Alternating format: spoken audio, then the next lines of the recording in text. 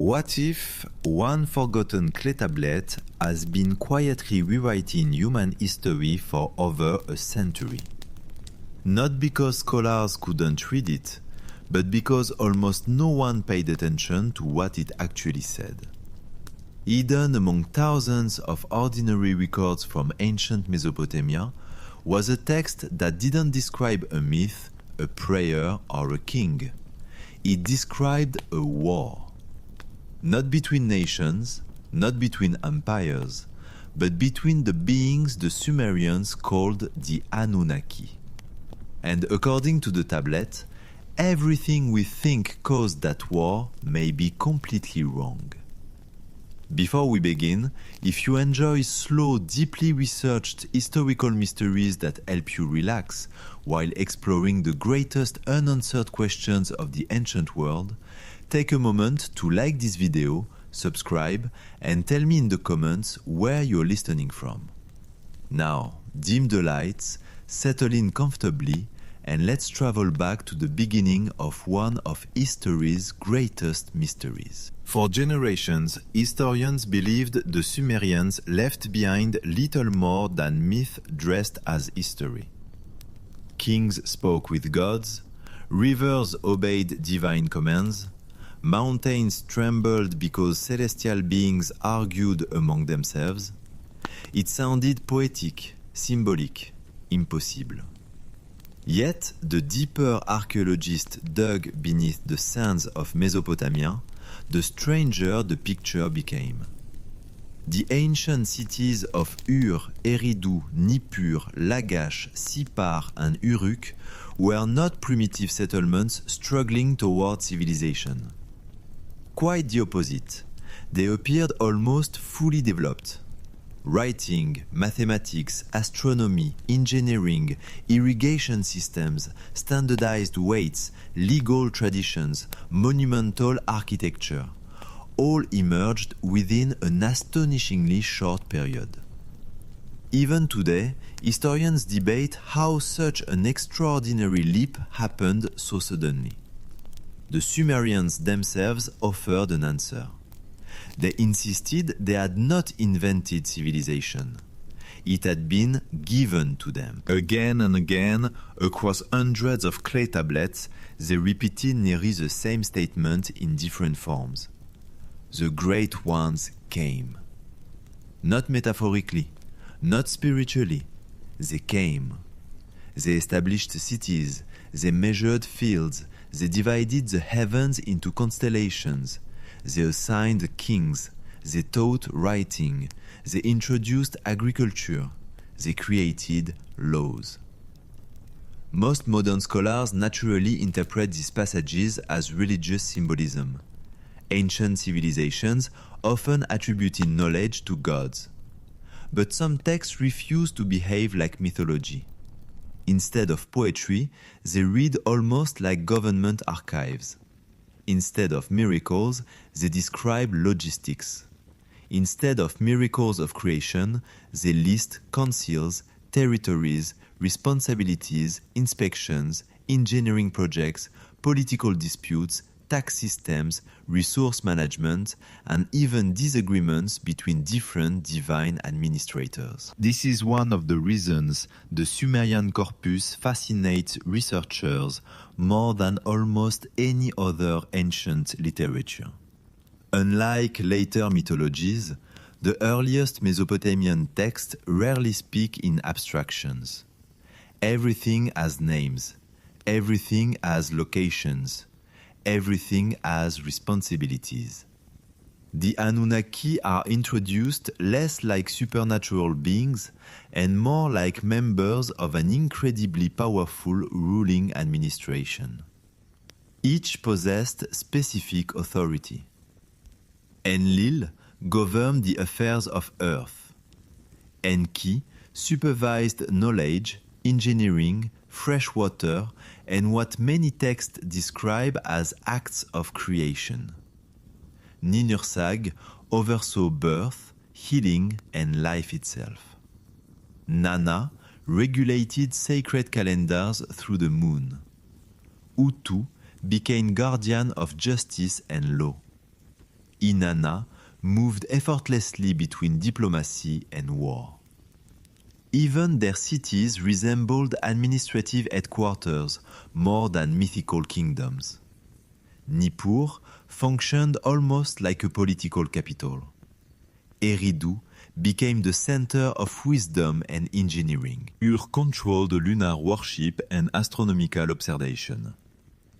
Uruk emerged as the ceremonial heart of royal authority. The organization feels remarkably systematic, almost bureaucratic. That detail puzzled scholars long before the modern fascination with the Anunnaki ever began. Because bureaucracies leave paperwork, and paperwork tells stories differently than myths. Then another mystery appeared. Many of the oldest tablets don't describe the Anunnaki arriving to conquer humanity. Instead, they describe them already living on Earth, as though their presence belonged to a history even older than Sumer itself. Some texts speak of the former days. Others mention the first settlements. Several describe periods before kingship existed among humans. Even stranger, the Sumerian king list begins with one of history's most famous lines.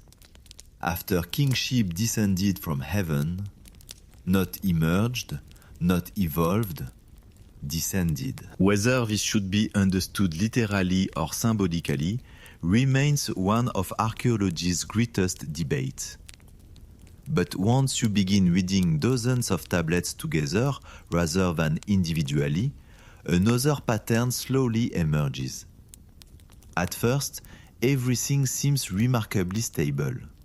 Cities expand, trade flourishes, canals stretch across southern Mesopotamia, temples grow larger, knowledge spreads, the Anunnaki cooperate, or at least they appear to. Then, subtle changes begin appearing inside the texts.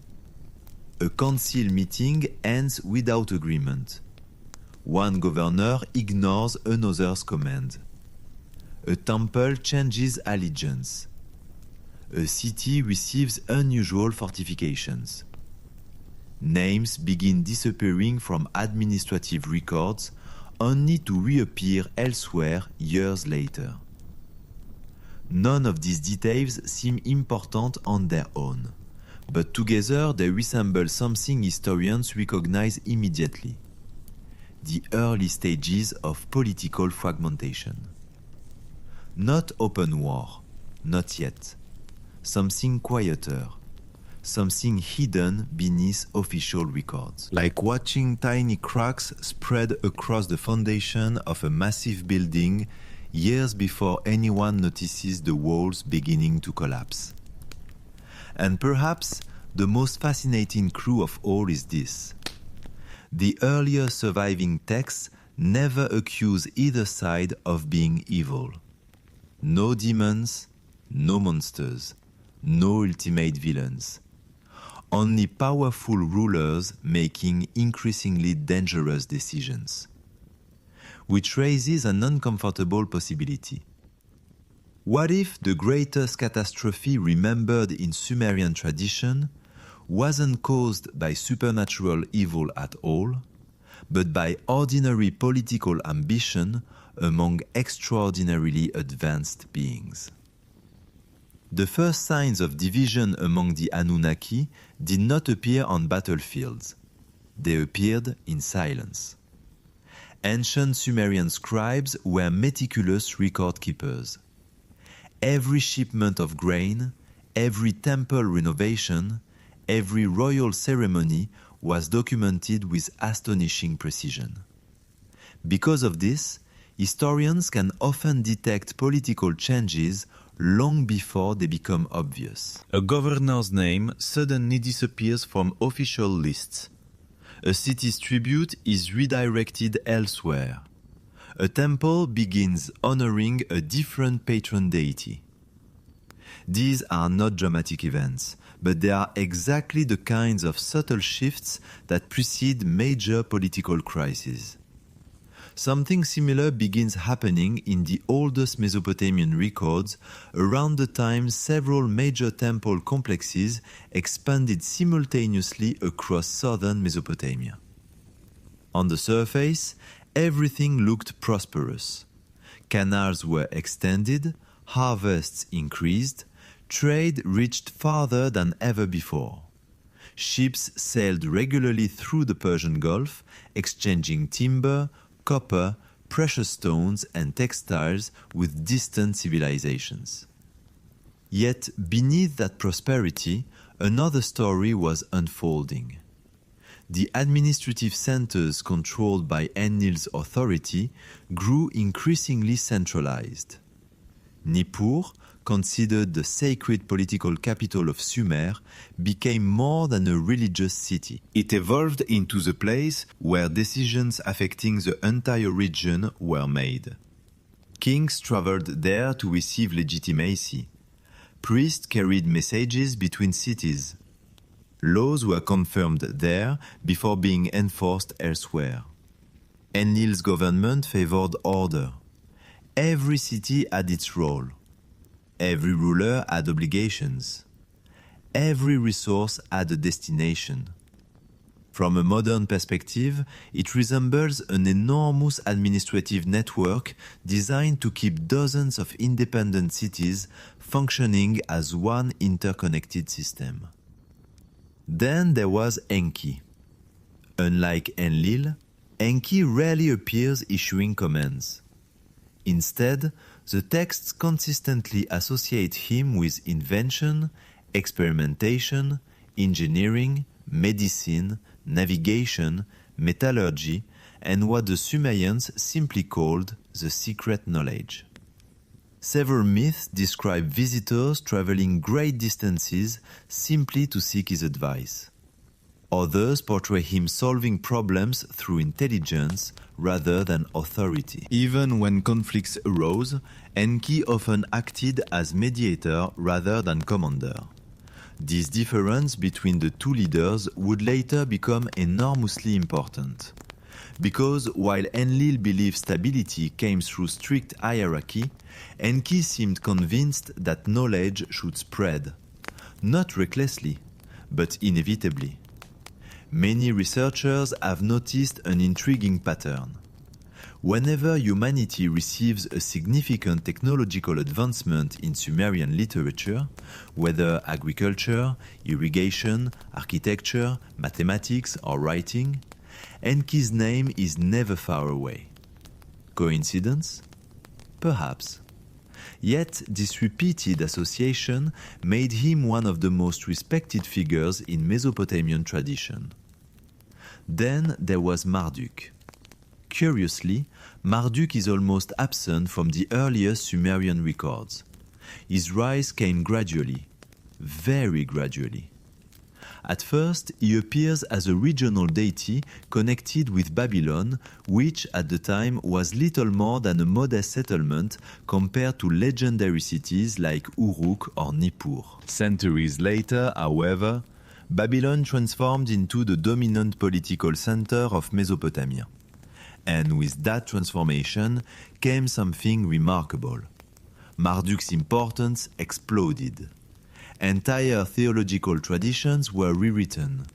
Older stories were edited.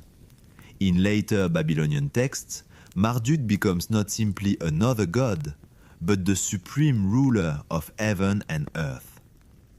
To historians, this is a familiar pattern. When political power shifts, religious narratives often shift with it. Victorious kingdoms naturally elevate their patron gods. Yet some scholars noticed something unusual. Rather than merely promoting Marduk, certain texts quietly reduced the authority of older Anunnaki leaders, almost as though history itself was being rewritten. That observation raises an uncomfortable question.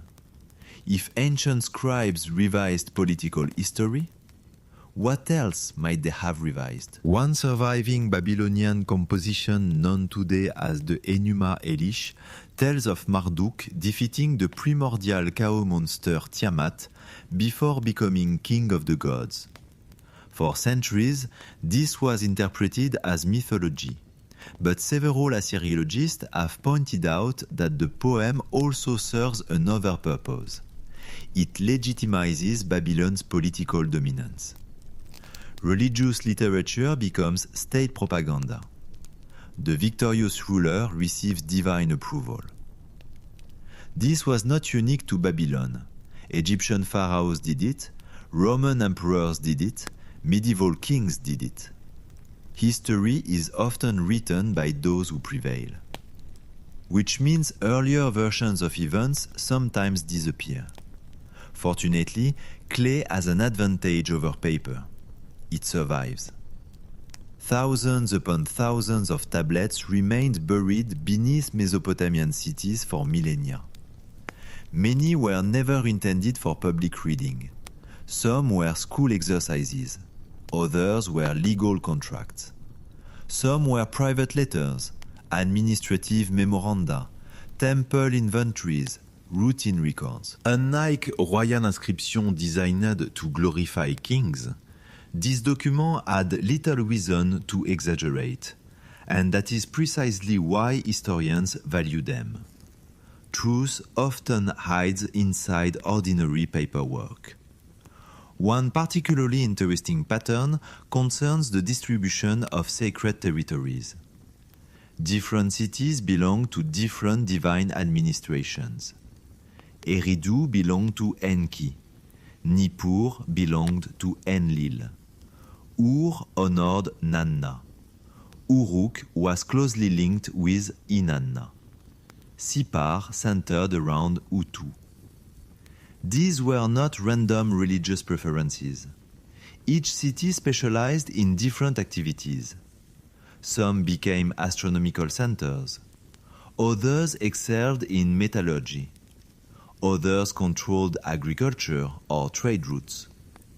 Together, they formed a remarkably interconnected civilization. But interconnected systems possess one dangerous weakness. If trust disappears, everything begins to fracture. The first visible fractures appear not in military texts, but in diplomatic ones. Temple correspondence becomes unusually formal. Joint ceremonies become less frequent. Regional governors begin emphasizing loyalty to individual divine patrons rather than to the broader assembly. It is almost as though local identities were beginning to replace collective unity. Political scientists today recognize this pattern immediately. Large federations often weaken from the inside long before armies ever march. The Roman Republic experienced it. The late Bronze Age kingdoms experienced it. Modern empires have experienced it as well. The Sumerian texts seem to preserve the earliest version of exactly that process. Yet one mystery remained unanswered. Why? What could possibly divide a civilization that had governed the ancient world, according to its own traditions, for countless generations? Power alone seems too simple. Ancient kingdoms struggled over territory constantly. But the scattered references hidden across dozens of tablets hint at something much deeper. Not merely a disagreement over who should rule, but a disagreement over what humanity itself was becoming. And according to several of the oldest traditions, that disagreement began with a decision that was supposed to save civilization, but instead planted the first seed of the greatest war the ancient world would ever remember. The official explanation, repeated for centuries in books on Mesopotamian mythology, is surprisingly simple. The Anunnaki fought over power. Enlil wished to preserve the old order. Marduk wanted to replace it. a classic struggle between an aging establishment and an ambitious challenger. It is neat, easy to understand, and probably incomplete, because the older surviving tablets rarely describe the conflict in those terms. Instead, they keep returning to another word, the Ni. To modern readers, the word means almost nothing, but to the Sumerians, it meant everything. The Mi were described as divine decrees, sacred powers, or fundamental principles that govern civilization itself. Yet none of those translations fully captured the original meaning. The Mi were not laws, nor were they magical objects. Rather, they appear to have been collections of knowledge that allowed society to function. Different tablets associate individual Mi with kingship, justice, architecture, medicine, music, metallurgy, weaving, writing, astronomy, navigation, diplomacy, agriculture, and dozens of other human activities.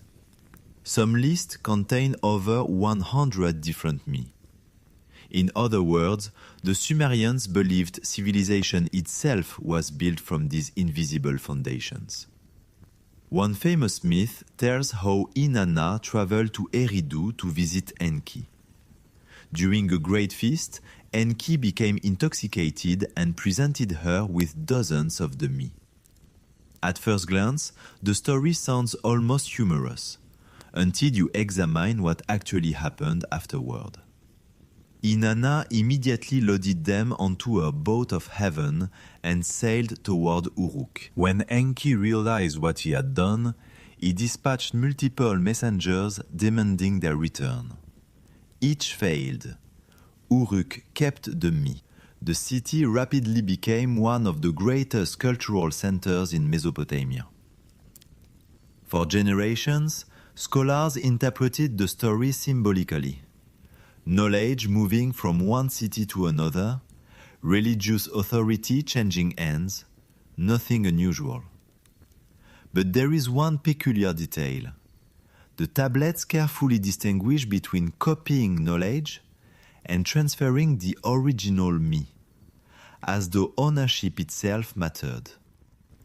Imagine if every scientific discovery, every engineering design, every legal code, every astronomical calculation, and every technological breakthrough were stored inside an archive controlled by a single government. Whoever controlled that archive would effectively control civilization. Suddenly, the myth begins sounding less like fantasy and more like politics. Control knowledge, control the future. This idea becomes even stranger when later Babylonian texts accuse certain rulers of withholding divine knowledge from humanity. Other texts praise different rulers for sharing it. The disagreement appears again and again, not over whether knowledge exists, but over who should possess it. This division mirrors one of the oldest political debates in history. Should advanced knowledge remain in the hands of a carefully controlled elite, or should it spread freely, even if that creates instability? The question remains just as relevant today. Artificial intelligence, genetic engineering, quantum computing, nuclear technology. Every generation faces the same dilemma. Who decides when humanity is ready? Several Assyriologists have noticed that Enki consistently represents openness. He teaches, he explains, he invents.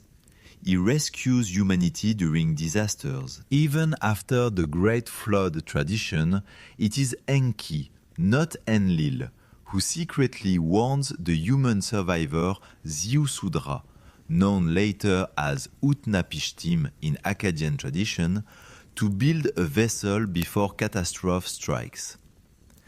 Enki repeatedly bends the rules.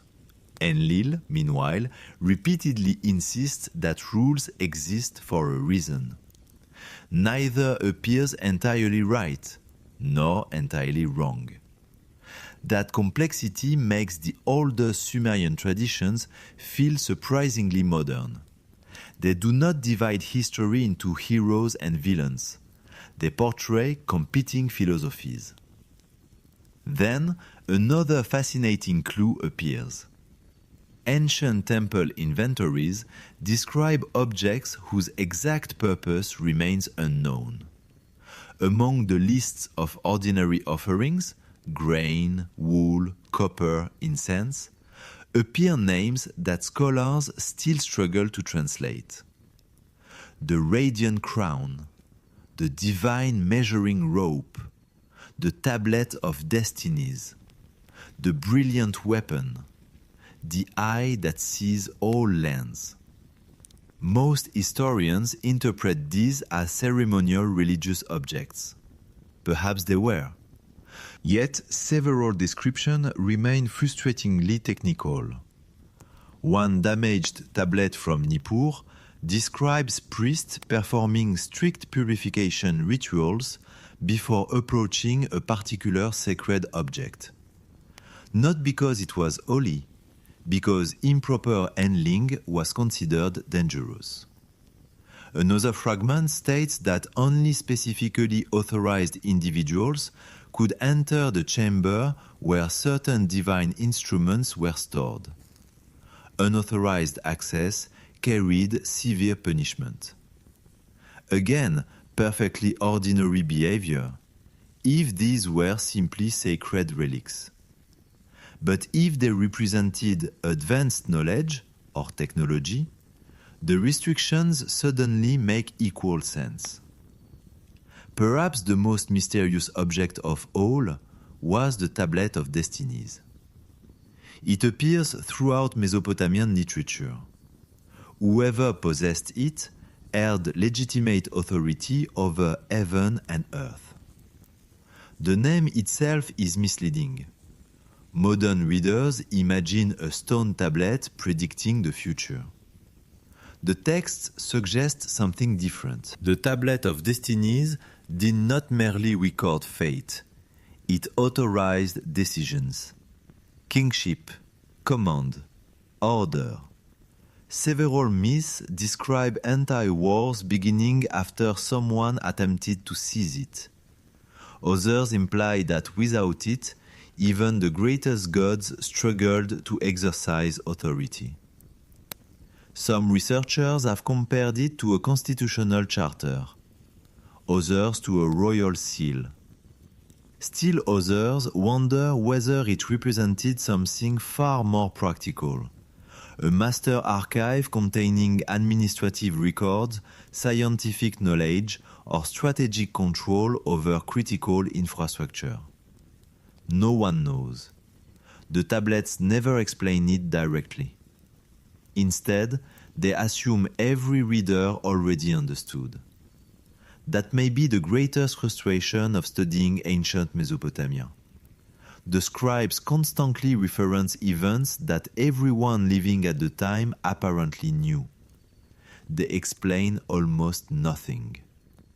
It is like discovering tomorrow's newspaper 5,000 years from now. Future historians might read about the White House, the Internet, or nuclear deterrence without understanding any of those concepts.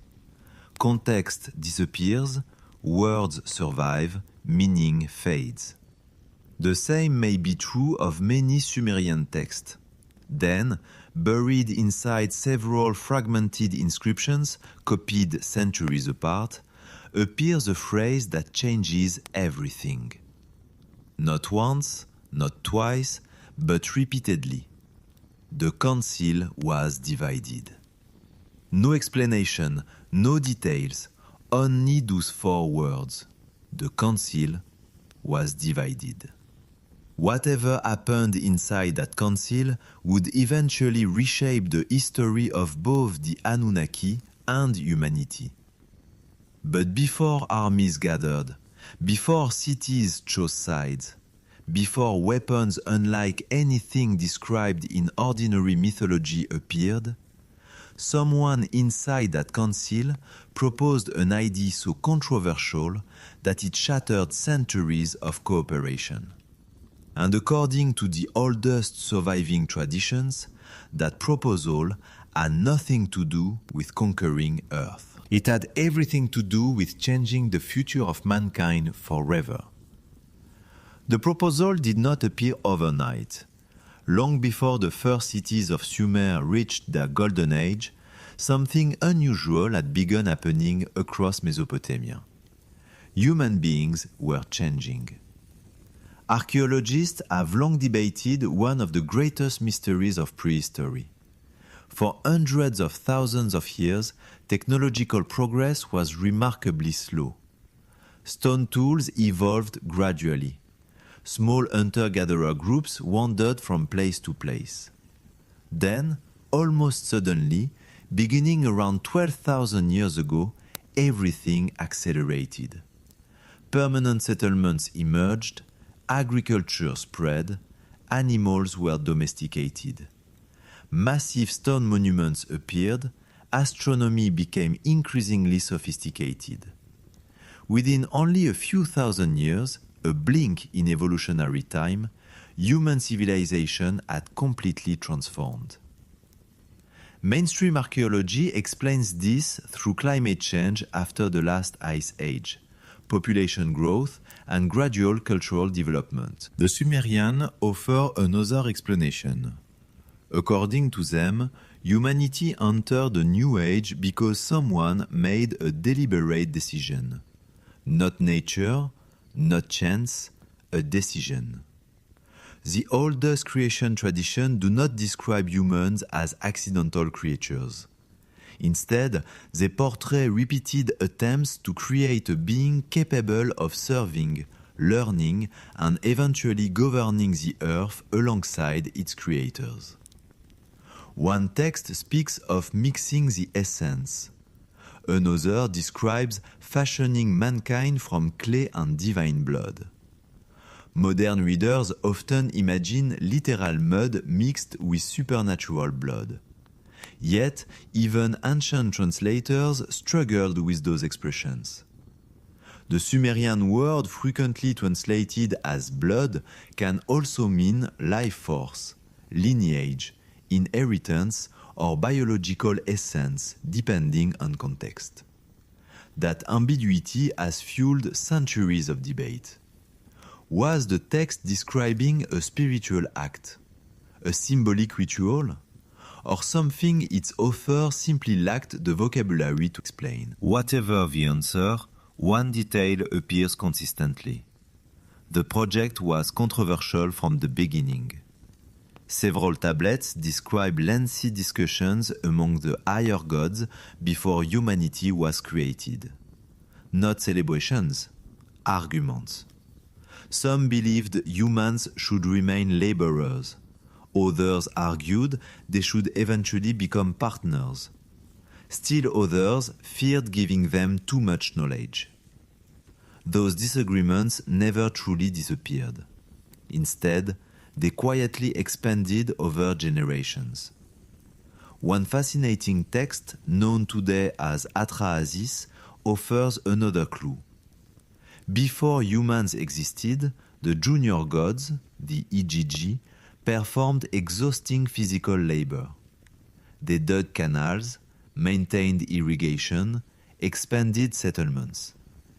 Eventually, they rebelled. The solution proposed was astonishing. Create a new worker. Again, most historians interpret this symbolically, seeing it as an explanation for humanity's place in the universe. Yet something curious happens after humans appear. The tablets stop emphasizing labor. Instead, they increasingly discuss education. Humans begin learning farming techniques, writing, mathematics, construction, trade, navigation, medicine. It is almost as if the original purpose evolved into something entirely different. and that transformation may have frightened certain members of the council. Because educated populations become difficult to control.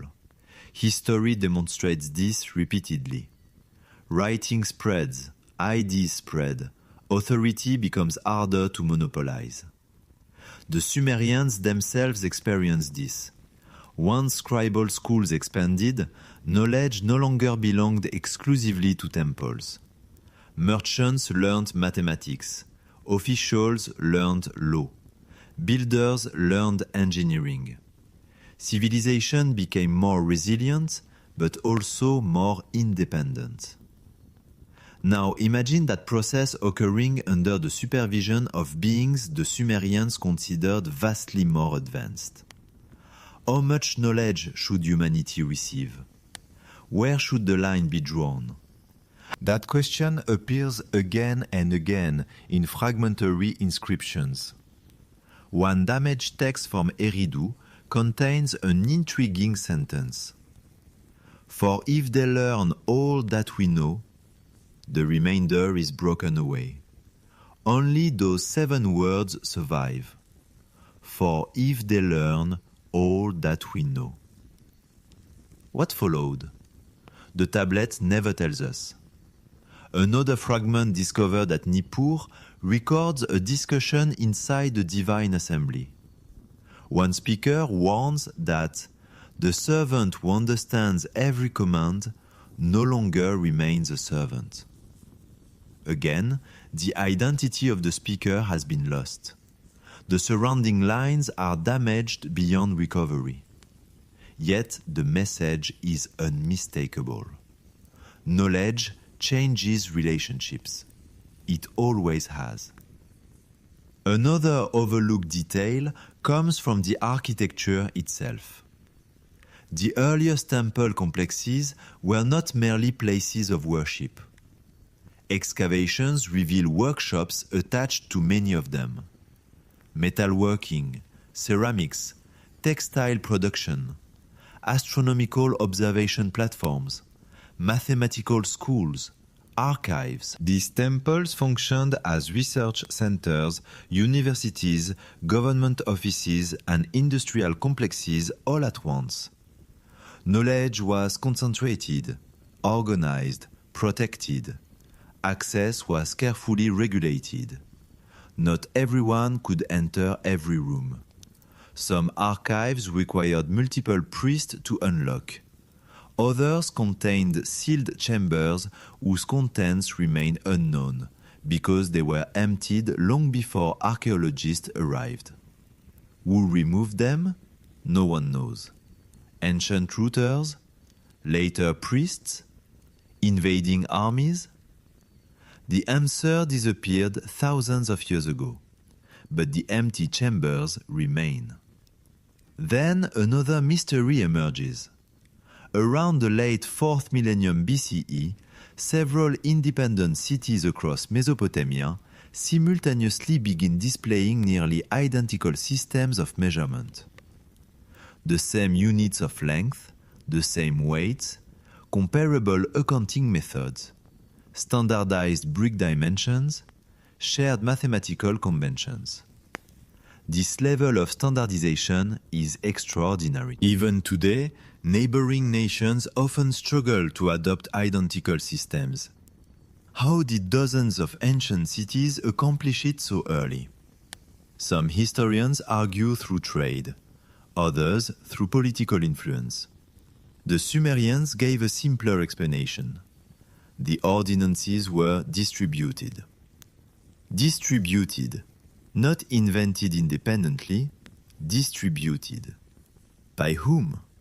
The texts consistently point upward to the council of the Anunnaki, which brings us back to the question dividing that council. If civilization itself had been intentionally guided, who decided how far humanity would be allowed to advance? Enki's followers increasingly believed people were capable of much more than simple labor. Enlil's administration feared uncontrolled progress would eventually destabilize the entire system. Neither position was irrational. History repeatedly proves both arguments. Knowledge builds civilizations. Knowledge also creates weapons. The same metallurgy that produces farming tools produces swords. The same chemistry that develop medicine develop poison. Every technological breakthrough carries both promise and danger. The Council appears to have understood this dilemma thousands of years before humanity ever wrote philosophy. But then someone crossed a line. Not by declaring war, not by raising an army, by conducting an experiment. An experiment so extraordinary that later scribes rarely described it directly, only hinting that after it was completed, nothing between the Anunnaki would ever be the same again. No Sumerian tablet ever says outright what the experiment was. That is perhaps the most frustrating aspect of studying the oldest texts from Mesopotamia. The scribes often assume their readers already understood the background. Instead of explaining an event from beginning to end, they mention it briefly, almost casually, before moving on to something else. To reconstruct the larger story, historians must compare dozens of damaged tablets written centuries apart, searching for tiny details that unexpectedly fit together. One phrase appears more often than most people realize: the perfect one. It surfaces in different cities, different centuries, different dialects, always without explanation. Who or what was the perfect one? No surviving text answers directly. Yet several fragments connect this mysterious figure with Enki's workshops and with Ninursag, the great mother goddess responsible for healing and creation. Ninursag occupies a unique position in Sumerian tradition. Unlike Enlil, she rarely participates in political disputes. Unlike Marduk, she never seeks greater authority. Unlike Inanna, she is almost never portrayed leading armies. Instead, she appears whenever life itself is being shaped. She heals broken bodies, she restores fertility, she oversees birth, she repairs what others destroy. In one remarkable composition, Enki and Ninursag work together to resolve a crisis involving several newly created beings whose bodies developed unexpected flaws. The text describes repeated attempts to correct these imperfections until balance was restored. Most Assyriologists interpret the episode symbolically. Others argue it reflects early medical ideas. Still others believe it preserves a distant memory of experimentation expressed through mythological language. Whatever the truth, one fact remains undeniable. The ancient scribes repeatedly associated Ninursag not with magic, but with correction, adjustment, refinement, improvement. Now consider another curious detail. The earlier Sumerian kings were not simply warriors. Many are described as extraordinarily long-lived, unusually wise, and possessing abilities that later rulers never claimed. Modern historians naturally regard the immense reign length listed in the Sumerian king list as symbolic or legendary. Some kings supposedly ruled for thousands of years. That clearly cannot be taken literally. Yet, even if the numbers are symbolic, they may preserve another idea entirely. Not longevity, but distinction. Perhaps these rulers belong to a different category altogether. Ancient Mesopotamian texts occasionally distinguish between ordinary humans and individuals described as born of divine descent. The wording varies depending on the period. Sometimes they are called chosen, sometimes sacred offspring, sometimes simply those of noble blood. The phrase appears surprisingly often, especially around royal dynasties. Several kings proudly claim descent from gods. Modern scholars usually interpret such declarations as political propaganda. That certainly happened throughout history. Egyptian pharaohs did the same, Roman emperors claimed divine ancestry, medieval monarchs ruled by divine right. But Mesopotamia presents a complication. These claims appear astonishingly early, long before large empires required sophisticated propaganda. Why? Some researchers believe the earliest rulers simply sought legitimacy. Others suspect the tradition may preserve memories of influential families whose origin had become legendary over time. Whatever the explanation, the tablets repeatedly suggest that ancestry mattered very much. Then another pattern begins to emerge. Around the middle of the 3rd millennium BCE, references to divine-human interaction become noticeably more cautious. Earlier texts casually describe gods dining with kings, walking through cities, speaking directly with priests. Later compositions increasingly portray encounters as visions, dreams, or rare ceremonies. It is almost as though direct contact gradually diminished. Why? Mainstream archaeology explains this as religious evolution. As societies grew larger, gods became more distant and transcendent. An entirely reasonable explanation. Yet some tablets hint at another possibility. One damaged inscription from Nippur contains an intriguing warning. The boundary shall not again be crossed. Again. The word again changes everything. It implies that someone had crossed it before. Another fragment mentions that the old custom was forbidden. Forbidden by whom? The text is broken.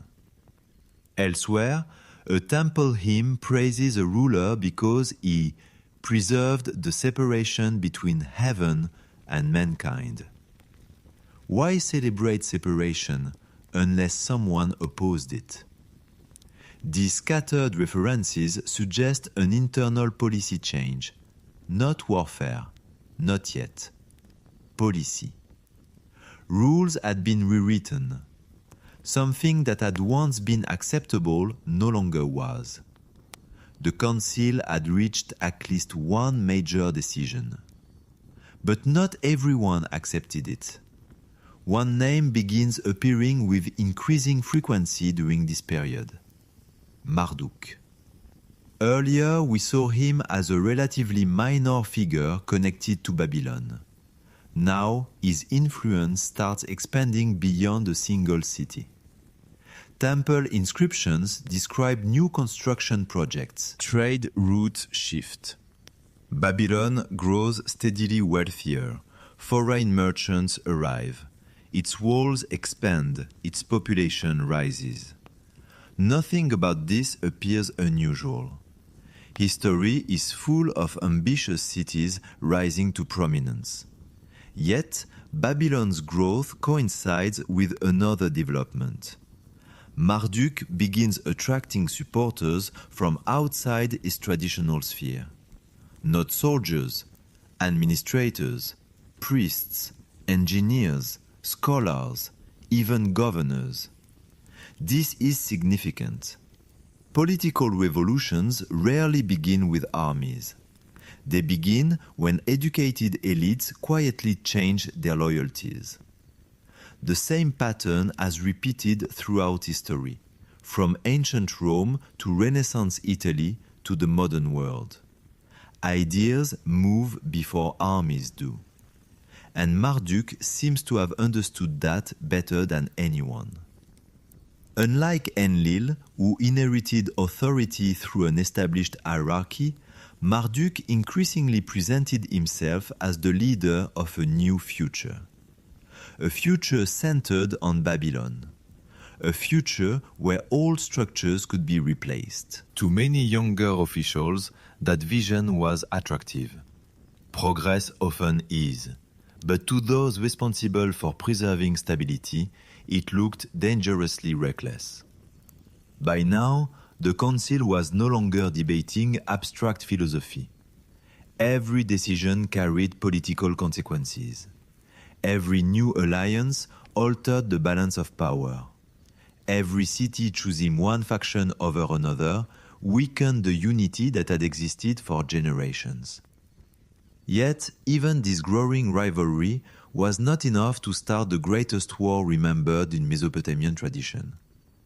The real turning point came when a single death, described only briefly across several independent texts, forced every member of the council to choose a side. From that moment forward, compromise would become almost impossible. History often remembers wars by their first great battle. The Sumerian tradition remembers this one by a funeral. Not because it was the largest, not because it changed the balance of power overnight, but because after that funeral, every possibility for peace began disappearing. The man at the center of the mystery was Dumuzi, better known in later traditions as Tammuz. Most people recognize him simply as a fertility god, the shepherd loved by Inanna. Every spring he dies, every spring he returns. A beautiful agricultural metaphor, or so it seems. Yet the earliest versions of the story are far less symbolic. Dumuzi is introduced not as an abstract deity, but as an actual ruler. He owns livestock.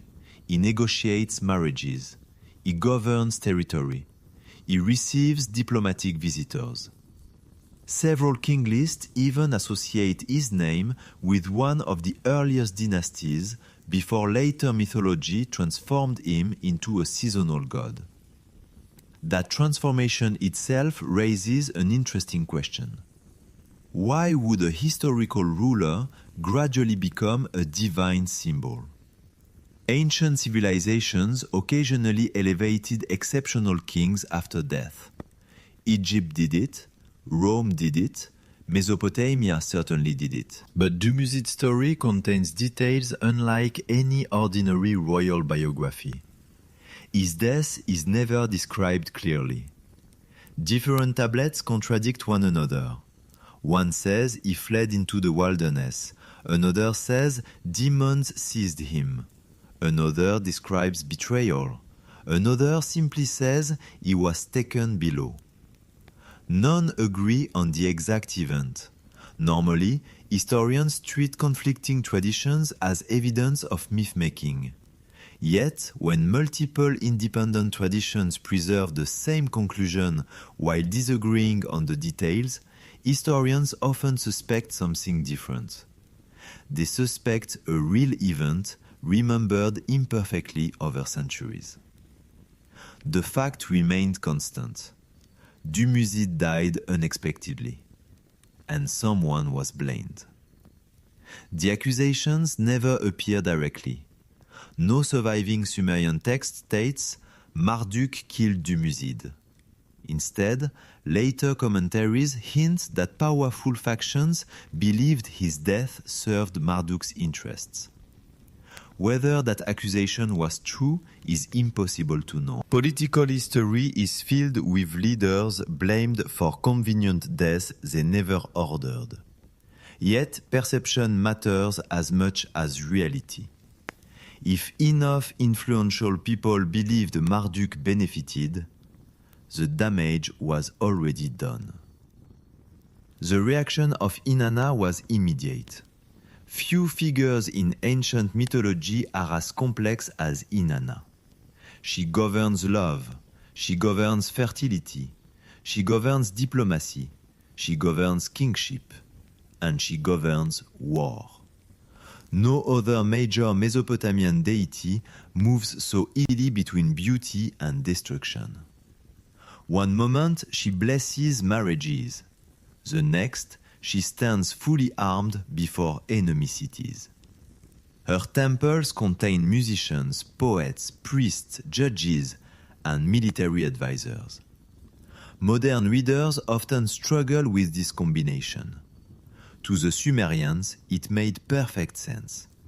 Love and war both transform civilizations. Both reshape destinies. Both demand absolute commitment. When Dumuzi disappeared from the text, Inanna changed. The poetry changes first. Earlier hymns celebrate festivals, harvest, celebrations, and sacred marriage ceremonies. Later compositions become noticeably darker. They speak of justice, retribution, oath, broken trust. One remarkable hymn contains a line that has fascinated translators for decades. My heart shall not rest until balance is restored. Balance, not revenge. That distinction matters. Ancient Mesopotamian justice revolved around restoring cosmic order rather than satisfying personal anger. If Inanna believed the natural order itself had been violated, then punishment became a sacred obligation, at least in her eyes. Meanwhile, political alliances hardened. Cities that had once cooperated began strengthening their defenses. Archaeologists have documented this change. Around the early dynastic period, defensive walls became significantly larger across Mesopotamia. Moats deepened. Gate complexes grew more elaborate. Watchtowers multiplied. Of course, cities often fortified themselves against neighboring kingdoms. That explanation alone accounts for much of the archaeological evidence. Yet, the timing remains intriguing. At precisely the same moment that literary traditions begin describing growing divisions among the Anunnaki, real cities begin preparing for larger conflicts than before. Coincidence? Perhaps. Or perhaps both traditions preserve different memories of the same increasingly unstable era. Another clue appears in diplomatic language. Earlier inscriptions regularly refer to the assembly. Later texts increasingly mention our assembly. A tiny grammatical change, but politically an enormous one. Shared institutions were becoming factional institutions. Once that happens, compromise becomes extraordinarily difficult. Modern political scientists call this institutional polarization. Ancient scribes simply recorded it without explanation. Even Enki, who had spent generations mediating disputes, appears noticeably less active in surviving records from this period. He is still respected, still consulted, still praised, but increasingly ignored. Several wisdom texts portray him offering advice that no one follows. It is one of the saddest themes in Mesopotamian literature. The wisest voice in the room, unable to stop events already moving beyond anyone's control. Then Babylon entered the story. At first, almost quietly. Trade caravans increased. Construction accelerated. Its temples expanded. Foreign craftsmen settled inside the growing city. Astronomical schools flourished. Engineers from distant regions appeared in administrative records. Babylon was no longer merely another settlement. It was becoming an alternative center of power. That alone was enough to concern Nippur, because throughout history, capitals rarely fear armies first. They fear rivals. The more Babylon prospered, the more people ask an uncomfortable question. Why should authority remain in Nippur forever? Why should one city continue speaking for everyone? Perhaps leadership should change. Perhaps civilization itself needed a new beginning. For younger governors, merchants, and administrators, the idea sounded exciting. For those who remembered centuries of carefully maintained stability, it sounded terrifying. Neither side realized they were already repeating one of history's oldest patterns. Every civilization eventually reaches a moment when experience collides with ambition. The old guard warns against moving too quickly. The rising generation insists change cannot wait. Sometimes both are right. Sometimes both are catastrophically wrong. According to several damaged tablets copied centuries later, it was during one final council meeting, held before representatives from every major sacred city, that the last attempt at compromise completely collapsed. No one recorded the entire debate. Only its conclusion survived. One single sentence. The voices were no longer united. From that day forward, the conflict was no longer about one death, nor one city, nor even one ruler. It had become a struggle over who would shape the future of Earth itself. No ancient civilization begins a great war without first exhausting every peaceful alternative. Mesopotamia was no different. Contrary to popular imagination, the earlier stages of the conflict were not fought with armies. They were fought with negotiations. One little-known group of tablets, recovered from the archives of Mari and later Babylon, preserves an interesting pattern. Diplomatic envoys traveled constantly between major cities. Gifts were exchanged. Oaths were renewed before temple witnesses. Priests carried sealed messages through territories that ordinary soldiers could not safely cross. Diplomacy was sacred. Breaking an oath sworn before the gods was considered one of the gravest crimes imaginable, which is why the next development shocked everyone. For the first time, some cities simply ignored decisions made by the Great Assembly. Not openly, not dramatically, quietly. A shipment requested by Nippur never arrived. A delegation failed to attend an important ceremony. Taxis were delayed. Construction crews remained home instead of reporting to regional projects. Each incident seemed insignificant. Together, they revealed something much larger. The central authority was beginning to lose control. Modern historians would recognize this immediately. Empires rarely collapse because of one catastrophic event.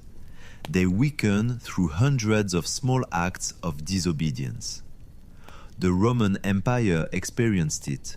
The Abbasid Caliphate experienced it. Even modern superpowers encounter similar challenges when local authorities begin acting independently. The Sumerian texts suggest exactly the same process. Then, Babylon made its boldest move. Archaeological excavations reveal that around the 3rd millennium BCE, Babylon underwent one of the fastest periods of urban expansion in Mesopotamia. New defensive walls appeared. Large temple complexes were built. Water systems expanded. Roads connected districts that had previously been separated. Trade records show merchants arriving from Elam, Anatolia, Dinmun, and the Levant. Babylon was becoming an economic powerhouse. Economic influence quickly became political influence. The city's patron, Marduk, benefited enormously. His temples accumulated wealth, his priesthood gained prestige, his supporters multiplied. Older cities watch carefully, because throughout history, wealth changes alliances faster than ideology. People follow prosperity. The surviving inscriptions become noticeably more confident during this period. Instead of referring to Babylon as merely another sacred city, several texts begin describing it as destined for greatness. One damaged hymn even calls it the place from which order shall spread. To priests in Nippur, those words must have sounded dangerously familiar. For centuries, Nippur itself had claimed exactly that role. Now, another city was making the same claim. The rivalry was becoming impossible to ignore. Then, something extraordinary happened. The city of Babylon began attracting scholars from other temple schools. This may sound unremarkable today. Universities exchange researchers constantly. But in the ancient world, knowledge was power. Temple archives guarded astronomical observations accumulated over centuries. Mathematical methods were closely protected. Engineering techniques remained within particular priestly families. When scholars began relocating voluntarily, knowledge moved with them. Some historians compare this to the migration of scientists during the 20th century. Ideas can shift the balance of power long before armies ever do. One particularly intriguing Babylonian tradition claims that Marduk welcomed foreign wisdom instead of restricting it. Whether historically accurate or not, the story reveals how later generations wished to remember him. As a unifier, a reformer, a builder, his opponents viewed the same policies very differently. To them, Marduk was not sharing knowledge. He was collecting it, concentrating it, replacing ancient institutions with new ones loyal only to Babylon. Perspective changes everything. The same action can appear visionary from one side and dangerously ambitious from the other. Meanwhile, Enlil's administration responded exactly as established governments usually do. Not with immediate violence, with regulation. Temple inspections increased. Regional governors were replaced. Older alliances were reinforced. Sacred ceremonies emphasized continuity with ancient traditions. The message was subtle but unmistakable. The old order still stood. No revolution was necessary. For a time, the strategy worked. Several cities reaffirmed loyalty to Nippur. Others remained neutral. The political map stabilized, at least outwardly. But beneath that apparent calm, something far more dangerous was taking shape. Both sides had begun preparing for the possibility that negotiations might fail. Archaeologists have uncovered enormous storehouses filled with bronze spearheads, arrowheads, shields, and chariot components dating to this general period. Of course, weapons alone prove nothing. Ancient kingdoms constantly prepared for conflict, yet the scale is striking. Entire industries appear to have shifted toward military production. Bronze became increasingly valuable. Copper shipments expanded dramatically. Tin, essential for producing quality bronze, was imported across astonishing distances. The logistics required were immense. Wars are rarely won by courage alone. They are won by supply chains. Ancient Mesopotamia understood this remarkably well. Even more revealing are the roads. Satellite imagery and archaeological surveys have identified ancient transportation corridors linking major Sumerian cities with surprising efficiency. Many were straight, engineered, carefully maintained, designed for rapid movement of people and goods, or armies.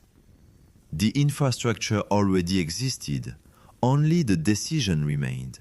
Then, according to several fragmentary texts, representatives gathered one final time. No surviving tablet preserves the complete proceedings, only scattered quotations remain. One delegate reportedly urged patience, another demanded immediate action. Someone warned that if weapons were used, both sides would lose far more than they imagined. No one listened. Perhaps the most haunting surviving sentence comes from a badly damaged tablet copied by an Assyrian scribe more than 1,000 years later. Wisdom spoke, but ambition answered louder.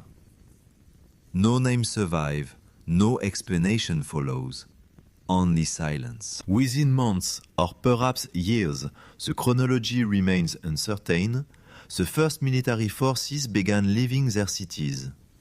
Not raiders, not border patrols, organized armies. Standards were raised, alliances became public, neutrality became increasingly difficult. The Cold War that had quietly divided the Anunnaki for generations was ending.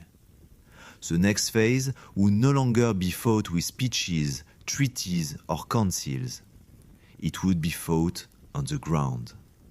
And according to the oldest surviving traditions, the first battlefield was not chosen because it was strategically important, but because beneath it lay something both factions believed they could never afford to lose.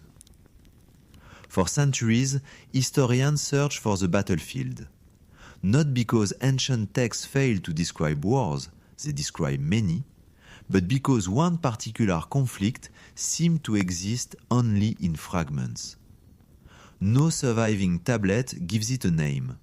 No royal inscription celebrates a decisive victory. No king proudly claims responsibility. Instead, the evidence is scattered across myth, administrative records, temple hymns, and damaged chronicles copied hundreds of years apart, like pieces of a shattered mirror. Only when those fragments are placed together does an unexpected picture begin to emerge. The location repeatedly connected with the final breakdown was called the Eden. Today, the word immediately reminds many people of the biblical Garden of Eden. But in Sumerian, Eden meant something much simpler. It referred to an open steppe, a broad plain, flat land stretching between cultivated regions. The biblical word almost certainly derives from this much older Sumerian term. That linguistic connection has fascinated scholars for generations. Yet another mystery often goes unnoticed. Several of the oldest texts describe important installations existing within the Eden, not inside major cities. These were not ordinary farms, nor villages. The text use expression translated as enclosures, stations, and sacred compounds. Unfortunately, none survive intact. Whether they were religious sanctuaries, administrative centers, or something else remains unknown. One damaged inscription even distinguishes between the city and the enclosure, suggesting they served different purposes. Why place important facilities far from population centers? Modern governments do exactly the same thing. Military bases, research laboratories, observatories, strategic storage sites. Distance offers security. Several archaeological sites across southern Iraq have puzzled researchers because they do not fit neatly into ordinary categories. Some contain unusually thick walls without evidence of permanent civilian occupation. Others possess sophisticated water systems despite relatively small populations. A few appear to have been abandoned surprisingly quickly. None can be confidently linked to any specific Sumerian text. Yet they remind us how much of ancient Mesopotamia still lies buried beneath modern settlements or unexplored desert. It is entirely possible that key locations mentioned in the tablets have simply not been found.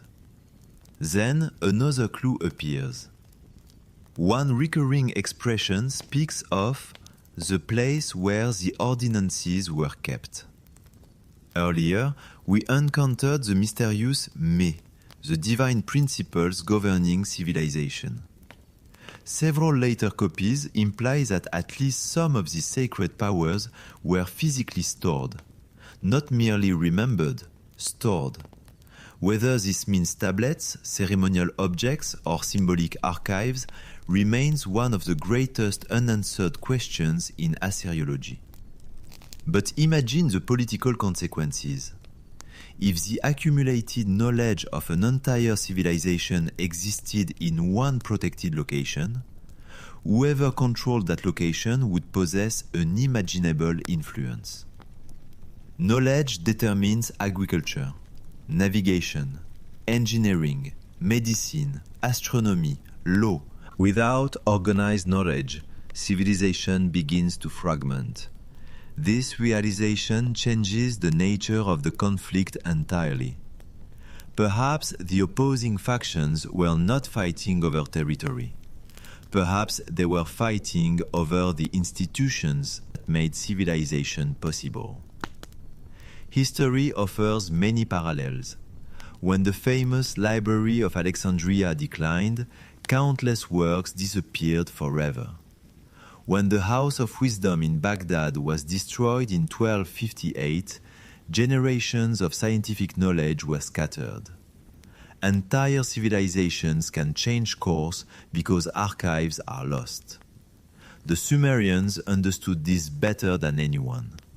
Their entire society depended upon scribes. Every harvest, every contract, every astronomical observation, every legal judgment, everything was written. Clay remembered what people forgot. Destroy the archives, and memory itself begins to vanish. Curiously, several texts accuse rival factions not of destroying cities first, but of seizing records, administrative tablets, sacred inventories, temple collections. That priority is striking. Conquering information came before conquering land. Again, this feels surprisingly modern. Throughout history, invading powers have consistently targeted libraries, government archives, and communication centers. Control information, control reality. Meanwhile, the political atmosphere deteriorated even further. Messengers who once traveled safely between cities now required armed escorts. Trade caravans began avoiding disputed territories. Neutral governors found themselves pressured to declare loyalty. Remaining undecided became increasingly dangerous. Even religious festivals changed. Earlier celebrations often welcomed delegations from multiple cities. Later ceremonies became local affairs. Shared traditions slowly dissolved into competing identities. Civilizations rarely notice this process while living through it. Only later generations recognize how completely society has changed. Then comes one of the most intriguing passages in all of Mesopotamian literature. It appears in several damaged copies with slightly different wording. The great decision was sealed before the stars completed their circuit. No date, no names, only that sentence. The great decision. Whatever it was, every surviving tradition treats it as irreversible. Some historians believe it referred to formal declarations of war. Others suggest it marked the transfer of authority from one ruling faction to another. But another possibility exists. Perhaps the decision authorized something that had never before been permitted: the use of weapons reserved for only the most extreme circumstances. This idea sounds dramatic until we examine later Mesopotamian texts. Again and again, they speak of extraordinary instruments possessing names unlike ordinary military equipment. The 7 awesome weapons. The storm that burns. The brilliant net. The weapon that leaves no return. Most scholars interpret these poetically: thunderstorms, divine punishment, symbolic expressions. That interpretation is entirely reasonable. Ancient literature often exaggerates. Yet one description refuses to fit comfortably within ordinary poetic language. Several texts describe entire regions becoming unfit for habitation after a divine attack. Fields no longer produced crops. Water became undrinkable. Animals disappeared. Survivors fled. Years later, the land remained abandoned. The descriptions are brief, almost restrained, as though the scribes considered the devastation too familiar to require lengthy explanation. Modern archaeology confirms that several prosperous Mesopotamian settlements were indeed abandoned during different periods for reasons that remain debated: climate change, river shifts, war, economic collapse. Each site tells its own story. No single explanation fits them all. The tablets, however, preserve another memory. They insist that at least one catastrophe was unlike anything witnessed before. Not merely another battle, not merely another conquest. Something so destructive that later generations struggle to describe it except through metaphor. And according to the oldest surviving traditions, the order to unleash that terrible force was given only after one final message reached the council. A message reporting that the sacred place beneath the Edene had already fallen into enemy hands. The message reached the council at dawn. No surviving tablet records who delivered it. No inscription preserves the messenger's name. Only the outcome remains. The assembly ended. The seals were broken. The final restrictions were lifted. And according to later Mesopotamian tradition, the most destructive phase of the conflict began. Curiously, the oldest texts never describe armies celebrating. They never boast about glorious victories. Instead, the language becomes noticeably somber. Even triumphant hymns carry an unmistakable sense of regret. It is as though the scribes themselves believed something irreversible had happened. One of the most remarkable compositions associated with this period is known today as the Curse of Akkad. Although written centuries after the earliest Sumerian traditions, it preserves memories of catastrophic destruction unlike ordinary warfare. The text describes cities emptied, temples abandoned, fields producing only bitter weeds, roads falling silent, canals filling with silt, markets disappearing. Whether every detail reflects historical events or literary symbolism remains debated. Yet archaeologists have uncovered evidence that parts of Mesopotamia experienced precisely these kinds of collapses at different times. Entire urban centers declined. Trade networks fractured. Agricultural systems failed. Populations migrated. For ancient people living through such disasters, divine war would have seemed the only explanation powerful enough. Then, another mysterious figure enters the story, Ninurta. Among the Anunnaki, Ninurta occupies a fascinating role. He is not merely a warrior, he is also a protector of agriculture, a guardian of irrigation, a defender of civilization itself. His myths consistently portray him fighting not for conquest, but to remove threats that endanger order. One famous narrative describes his battle against Asag. Modern readers usually imagine Asag as a monstrous demon. The original text is far stranger. After Asag is defeated, rivers cease flowing properly. Mountains collapse. The natural order itself begins to fail. Ninurta must rebuild the landscape before life can continue.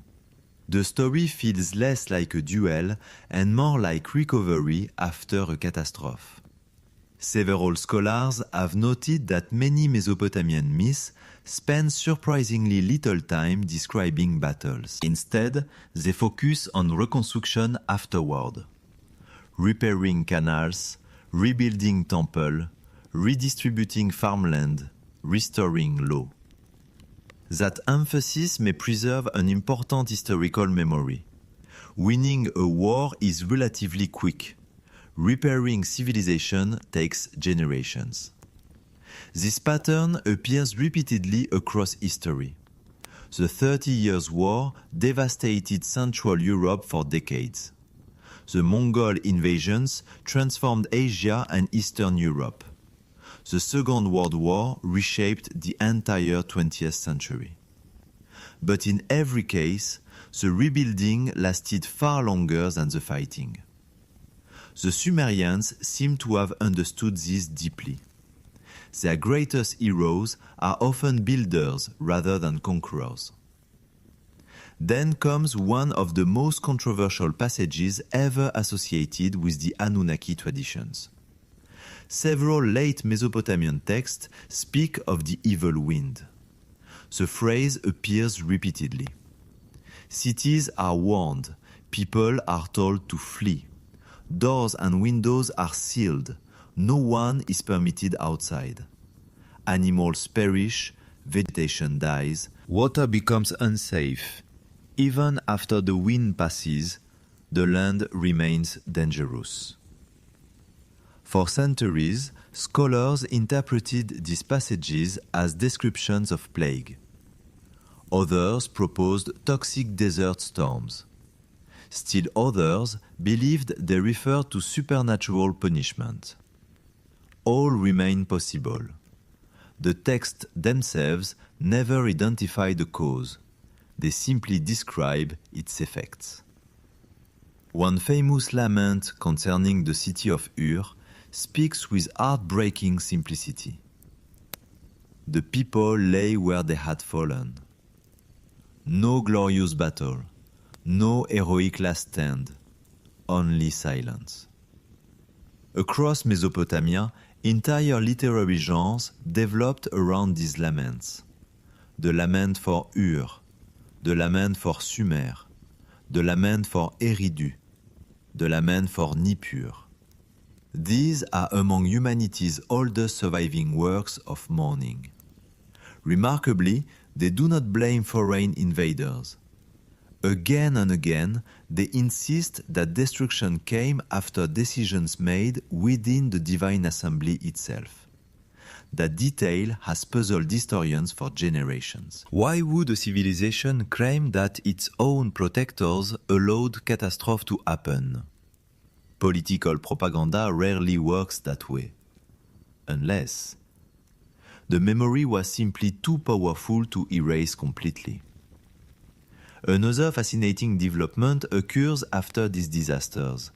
References to direct rule by the Anunnaki become increasingly rare. Kings continue ruling, temples continue functioning, priests continue performing rituals, but the gods themselves seem more distant. Earlier literature casually describes conversations between rulers and divine beings. Later texts increasingly place those encounters in dreams, visions, or distant antiquity. It is almost as though an era had quietly ended. Several traditions even speak of the gods returning to heaven. Whether understood literally or symbolically, the message remains the same. Humanity was now expected to govern itself. The age of direct oversight had passed. That transition changed everything. Civilizations continued rising. Empire continued falling. Assyria, Babylon, Persia, Greece, Rome. Each inherited fragments of a much older memory. The names changed, the stories evolved, but echoes of the ancient conflict survived, sometimes as mythology, sometimes as religion, sometimes hidden inside royal genealogies or temple rituals whose original meanings had long been forgotten. Yet one final mystery remained unsolved. If the war truly ended, why did later scribes continue copying warnings about it for more than 2,000 years? Why preserve stories of forbidden weapons, divided councils, lost knowledge, and broken oaths long after every participant was supposedly gone? Perhaps because they believed future generations would one day face exactly the same choice. And perhaps that, not the battles themselves, was the real reason the story was never allowed to disappear. When the last great cities of Sumer fell silent, the war itself did not disappear. It transformed into memory. That may be the most extraordinary aspect of the entire story. Victorious civilizations usually preserve detailed accounts of their greatest triumphs. They celebrate decisive battles. They immortalize conquering kings. They build monuments proclaiming eternal glory. The Sumerians did something very different. They mourned. Again and again, their scribes copied laments instead of victory songs. Their temples preserved warnings instead of celebrations. Their literature remembered loss more often than conquest. That choice deserves attention. Because it suggests the greatest lesson of the conflict was never who won. It was what everyone lost. As later civilizations inherited Mesopotamian knowledge, many original traditions slowly changed. The Akkadians translated older Sumerian texts into their own language. The Babylonians adapted them. The Assyrians copied them into royal libraries. Centuries later, echoes of the same stories appeared in Hebrew literature, Greek writers, Persian traditions, and eventually throughout the ancient Mediterranean world. The names evolved. Enki became associated with different divine figures. Inanna changed into Ishtar. Utu became Shamash. Nana became Sin. Stories merged. Characters shifted. Entire episodes were rewritten for new audiences. Yet beneath those changes, familiar patterns survived. A great flood, a divided council, sacred knowledge, a forbidden act, a catastrophic war, a civilization struggling to begin again. The memory proved remarkably resilient. One reason may lie in the nature of clay itself. Unlike papyrus or parchment, baked clay tablets can survive for thousands of years. Fire, which destroys most libraries, often preserved Mesopotamian archives by accidentally hardening the tablets inside collapsing buildings. Some of the very invasions that destroyed cities also ensured their records would survive until modern archaeologists uncovered them. History possesses a strange sense of irony. The destruction that buried these stories also protected them. When the library of Ashurbanipal at Nineveh was excavated during the 19th century, thousands of tablets emerged from the ruins. Many contain copies of texts already ancient when the Assyrian scribes wrote them. Some had been copied generation after generation for more than a millennium. Think about what that means. Someone believed these stories were too important to lose. Every apprentice scribe who carefully pressed wedge-shaped signs into wet clay participated in preserving memories that stretched back to the dawn of civilization. Without realizing it, they were writing messages to people living 5,000 years later, to us. Modern archaeology has transformed our understanding of these texts. Advanced imaging techniques now allow damaged inscriptions to be read more accurately than ever before. Fragments separated between museums on different continents can be digitally reunited. Missing passages are identified through parallel copies discovered decades apart. Every year, new translations refine old assumptions. Sometimes, a single restored line changes the meaning of an entire composition. The story is still evolving. That is an important reminder. Many popular claims surrounding the Anunnaki extend far beyond what the tablets actually say. The ancient texts do speak of divine rulers. They do describe conscience, political rivalries, sacred knowledge, catastrophic disasters, and profound disagreements among powerful beings. But they rarely provide simple answers. Instead, they leave us with questions. Were the Anunnaki literal gods? Symbolic representations of natural forces? Deified rulers whose achievements became legendary? A combination of history and mythology woven together over centuries? Scholars continue debating these possibilities, and the evidence allows for multiple interpretations. What cannot be denied is the sophistication of the civilization that preserved these records. The Sumerians developed one of humanity's first writing systems. They created mathematical principles still recognizable today. They divided the circle into 360 degrees. They measured time using units that survive in every modern clock. They mapped planets visible to the naked eye. They built cities whose influence reached far beyond Mesopotamia. Whether or not one accepts every traditional story literally, their achievements remain extraordinary. Perhaps that is the greatest truth hidden within the old tablets. Not that mysterious beings once ruled the earth, but that humanity has always searched for origins greater than itself. Every civilization asks the same questions. Who taught us?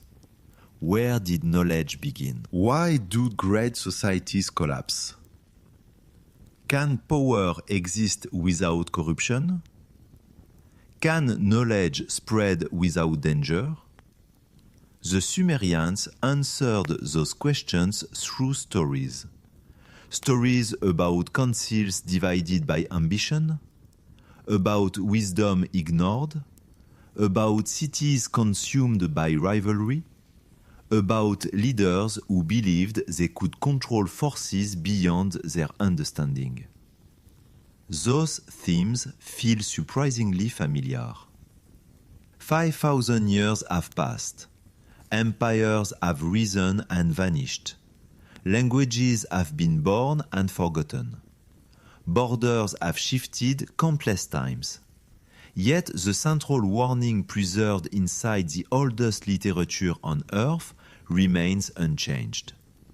Civilizations rarely fall because they lack intelligence. They fall when knowledge becomes a weapon.